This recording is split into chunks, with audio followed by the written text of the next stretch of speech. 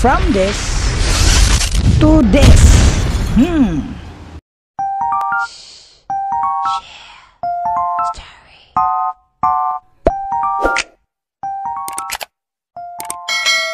Hello guys, ituturo ko sa inyo guys kung paano ko nga ba ito ginawa. So ito yung procedures guys, sundin nyo lang, then here we go. So una, PixArt, then click nyo lang tong plus sign guys. Then ayan, mamimili ka ngayon sa photos mo kung sino yung target o subject mo. So X natin to. Then so ito na yung target natin, no? Then punta tayo sa tools. Then crop natin guys, no? Ayan. Palaki natin. Ayan. Yung sakto lang. Tapos yun. Then next, punta ulit tayo dun sa tools. Then adjust. Yan guys, dito adjust natin yung brightness nya. Then yung clarity. Next na natin yung saturation guys, no?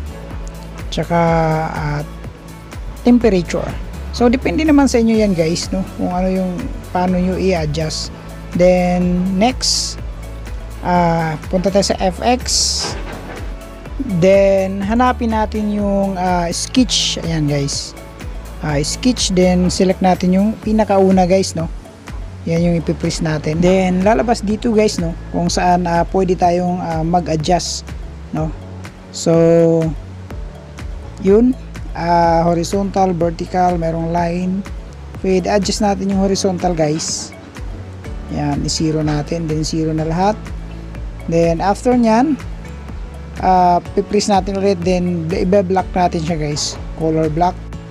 Then kung sa tingin nyo guys makapal yung line para sa inyo, pwede kayong mag-adjust. Ayan, pwede nyong liitan. So ito na yung result guys, to.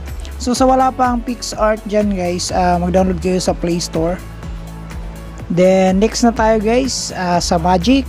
Then Undead, piliin natin yung Undead, yan. Then ito yung resulta guys, no. Wow, astig. So adjust ka rin nga ito guys, no. Ikaw na rin yung bahala kung gaanong adjust ang gagawin mo. Ayan, sa akin sapat na siguro yung 75 or 80. 80 yan.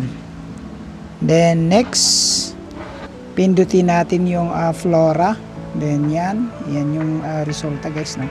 So ito na yung finished product natin guys, no. Kayo na yung bahalang mag-adjust, no, kung ano yung gustong kapal ng color ang gagawin nyo. So gusto nyo manipis lang, yan. Then gusto nyo makapal, yan. Babaan nyo pa, no, diba? So guys, hanggang sa susunod natin mga video guys, no.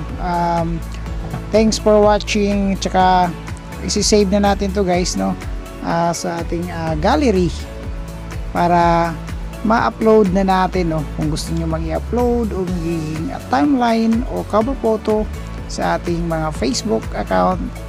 Yun, save niyo lang guys yan. Thank you. Bye bye.